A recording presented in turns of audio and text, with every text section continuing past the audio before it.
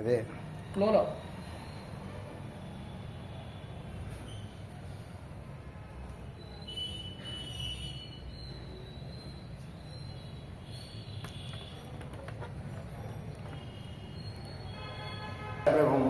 జితేంద్రియం జితక్రోధం సదాధ్యానపరాయణం ఆనందనిలయం వందే యోగానందమహేశ్వరం.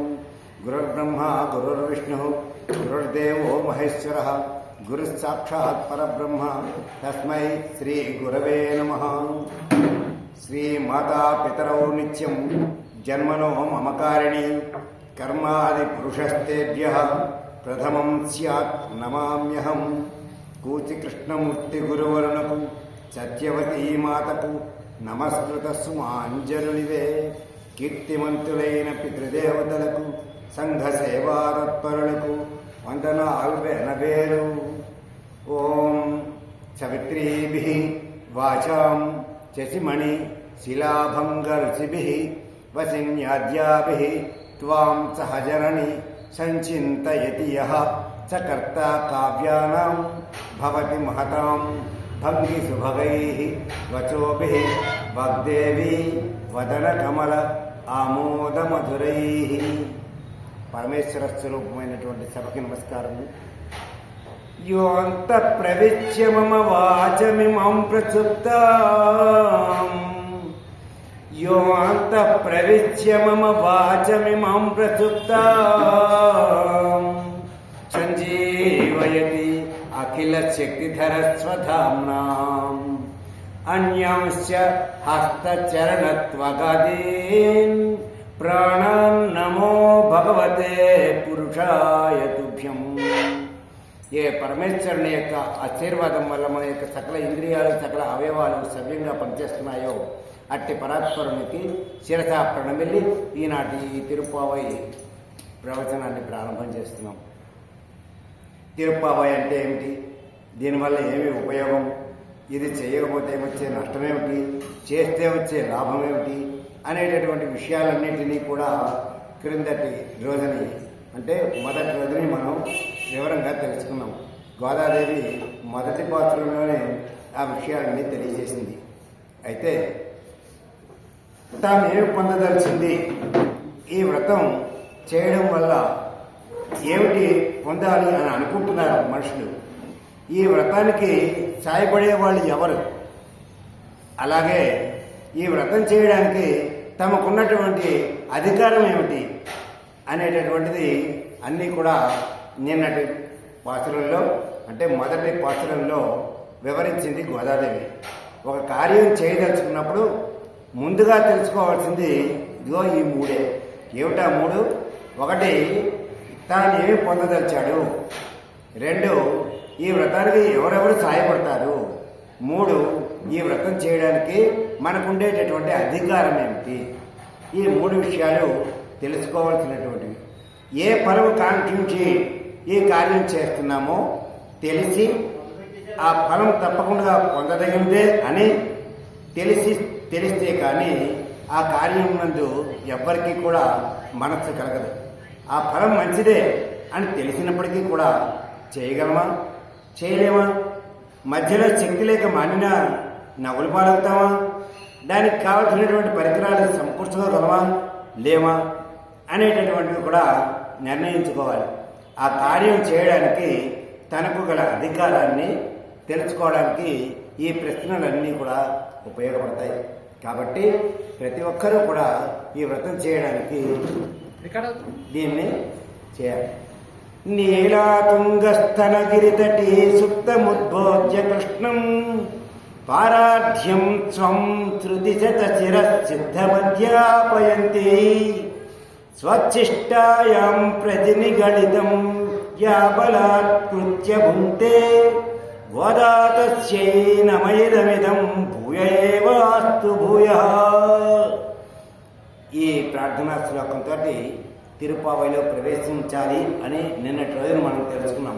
కాబట్టి ప్రతిరోజు కూడా ఇదే ప్రార్థనా శ్లోకం చెప్పుకున్న తర్వాతే ఆనాటి పాసురం మనం చెప్పుకోవాల్సి వస్తుంది. ఈరోజు ఈ ధనుర్మాస వ్రతంలో రెండవ రోజు. ఈ రెండవ రోజు పాసురం ఏమిటి? வையத்துவாள் வேர்கால் நாமும் நம்பாவைக்கு செய்யும் கிரிசைகள் கேளிரோ பார்க்கடல் பையத்தின்ற பழமழிப்பாடி நெய்யுண்ணோம் பாழுண்ணோம் நாட்காலே நீராடி மையிட்டெழுதோம் மலரிட்டு நாம் மொழியோம் செய்யாதன செய்யோம் தீக்குறளரை சென்றோதோம் அயமும் பிச்சையும் ஆந்தனையும் கை காட்டி ఓయుమారెన్ని వంగందేలోర్ ఎంబావాయ్ అని ఈనాటి పాత్రం.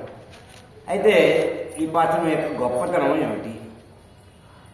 నిన్నటి రోజున చెప్పుకున్నటువంటి ఈ రోజున మనం చెప్పుకుంటున్నటువంటి ప్రత్యేకమైనటువంటి విశేషం ఏంటంటే ప్రతి పాత్రానికి చివరిని ఎంబావాయ్ అని వస్తుంది. ఎందుకు ఈ ఎంబావాయ్ అని వస్తుంది? దీని యొక్క అర్థం ఏమిటి? అసలు ఎందుకు రావాలి అంటే మనం ఏదైనా ఒక శతకం, ఓ సుమతి శతకం కానీ వేమన శతకం కానీ కృష్ణ శతకం కానీ చదివినట్లయితే ప్రతి పద్యానికి చివరిలో కృష్ణ శతకం అయితే కృష్ణ అని, వేమన శతకం అయితే వేమన అని, సుమతి శతకం అయితే సుమతి అని ఎలాగైతే వస్తాయో దాన్ని మొకటం అంటారు. ఆ పద్యానికి మొకటం. అలాగే ఈ 30 పాసురాల్లోనూ ఈ చివరిలో ఏలో నింబావాయ్ అని వస్తుంది. ఏమంటే మరి సుమతి అంటే ఓ మంచి బుద్ధి గలవాడా అని అర్థం ఉంది కదా, ఏలో నింబావాయ్ అంటే అర్థం ఏంటి అన్న విషయం తెలుసుకోవాలి. ఏం అంటే ప్రేమ కలదానా అని అర్థం. పావాయ్ అంటే ఓ యువతి అని అర్థం. ఓ ప్రేమ కలిగినటువంటి ఓ యువతి, నువ్వు చాలా కలివిడిగా ఉంటూ మా అందరితోటి మా మాట వింటూ ఈ దివ్య వ్రతంలో మాతో పాటుగా చేరి భగవంతుణ్ణి సేవించు అని ఆహ్వానపూర్వకంగా గోదాదేవి ప్రతి పాత్రలోనూ ఏలో నింబావాయ్ అని సంబోధిస్తోందన్నమాట. అయితే ఒక మనిషి బాగుపడాలి అంటే ఎన్నో మార్గాలు ఉన్నాయి. శాస్త్రాల్లో వాటిని కర్మయోగం అని ఒక శాస్త్రం చెప్తే, జ్ఞానయోగం అని మరొకటి చెప్తుంది, ఇంకోటి భక్తి యోగం అని చెప్తుంది. ఇలాగా ఏ యోగం ద్వారా వెళ్ళినప్పటికీ కూడా పరమేశ్వరుని చేరుకోవడమే దీని యొక్క అంతిమ లక్ష్యం. ఇలా ఎన్నో చెప్పబడి ఉన్నప్పటికీ కూడా భగవంతుడే ఒక మార్గం అనేటటువంటి విషయాన్ని తీసుకుంటే వారు మార్గశీర్షంలో పయనిస్తున్నారు అని మనం అర్థం చేసుకోవాలి. అలాంటి మార్గంలో లక్ష్యం చేరడంలో ఇబ్బందులు అనేవి ఎక్కడా ఉండనే ఉండవు. కారణం ఏంటంటే మాసానాం మార్గశీర్షోక్షం అని చెప్పేసి ఆ పరమేశ్వరుడు మార్గశీర మాసం నేనే అని చెప్పుకున్నాడు. కాబట్టి ఆ మార్గశీర మాసంలో ఏ వ్రతం ఎవరు చేయాలనుకున్నా సరే వాళ్ళందరికీ కూడా తగినటువంటి స్థైర్యాన్ని కూడా ఆయన ఇస్తాడు. అందుకని ఎవరికి కూడా ఇబ్బందులు ఉండనే ఉండవు. ఎలా ఉండవు అంటే ఒక తల్లి అండలో ఉన్నటువంటి శిశువు మాదిరిగా మనల్ని తరింపజేస్తాడు. అమ్మ పిల్లవాడికి ఏదైనా అభద్రత కలుగుతోంది అనగానే ఆ పిల్లవాడిని ఎలా రక్షించుకుంటుందో అలాగా ఆ పరమేశ్వరుడు తన యొక్క భక్తులందరినీ కూడా రక్షించుకుంటాడు అని చెప్పేసి చెప్తున్నాడు. కాబట్టే ఆయన్ని పరమాత్మ అనేటటువంటి పేరుతోటి పిలిచారు. మనలో ఉండేటటువంటి జ్ఞానం ద్వారా మనం అందరం నేను నీవాడిని అని చెప్పుకోగలిగితే చాలు, ఆ పరమేశ్వరుడు మనల్ని రక్షిస్తాడు. అలాంటి మార్గంలో పయనించడం కోసం మనం ఎలా ఉండాలో ఈ ఆండాళ్ళ తల్లి ఈరోజు పాశ్చర్యంలో మనకి మార్గనిర్దేశం చేస్తోంది. ఎలా చేస్తోంది అంటే ఈ ధనుర్మాస వ్రతంలో ఏం చేయాలో, ఏమిటి అవసరమో, ఏది అవసరం లేదో చెబుతోంది ఈ పాత్రలో. అయితే భగవంతుణ్ణి భగవన్మయుడని, పరమాత్మ అని, గోవింద అని ఇలా ఎన్నో పేర్లతో చెప్తూ ఉంటాం. మనకి కనిపించేటటువంటి అనేకమైనటువంటి రూపాల్లో మనకి భగవంతుడు మనకి దర్శనమిస్తూ ఉంటాడు. కాబట్టి భగవన్మయుడు అని చెప్తాం. ఆయన ఎలాంటి వాడు? అణుహు, అతి చిన్న రూపం కలిగినటువంటి వాడు. అంటే చీమ కంటే కూడా చిన్న రూపం కలిగినటువంటి వాడు, ఎర్ర చీమ కంటే కూడా. బృహత్త, అతి పెద్ద స్వరూపం కలిగిన వాడు. అంటే మనం చూడాలంటే ఓ పెద్ద పర్వతం కంటే కూడా పెద్దవాడు. మనకి అరుణాచలం అని చెప్పేసి చెప్పుకుంటే అరుణగిరి స్వరూపంలో మనకి శివుడు దర్శనమిస్తూ ఉంటాడు. ఇది బృహత్ స్వరూపంగా మనం భావించవచ్చు. కాబట్టి ఆ పరమాత్మయే ఈయన్ని పరమాత్మ అని పిలవడం ఉత్తమం. ఆయన చిన్నవాళ్ళ చిన్నవాడు, పెద్దవాళ్ళ పెద్దవాడు, అన్ని రూపాలు ఆయనవే కాబట్టి ఆయనయే పరమాత్మ అని చెప్పాలి. అంతేకాదు శబ్ద సహా అన్నారు. అంటే ఏమిటి? అతి సామాన్యుడు, ఎవరు పిలిచినా పలుకుతాడు. అంతేగాని ఓ స్టేజీలో కొంత పేరు ప్రఖ్యాతులు ఉన్నటువంటి వాడు పిలిస్తే పలకాలి, లేకపోతే నేను పలకక్కర్లేదు అనేటటువంటి భేదభావాలు ఆ స్వామికి లేవు.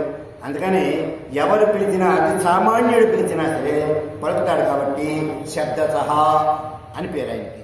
శబ్దాదిగా అంటే అర్థం ఏంటంటే చతుర్ముఖ బ్రహ్మ దేవతలందరిలోకి గొప్పవాడు.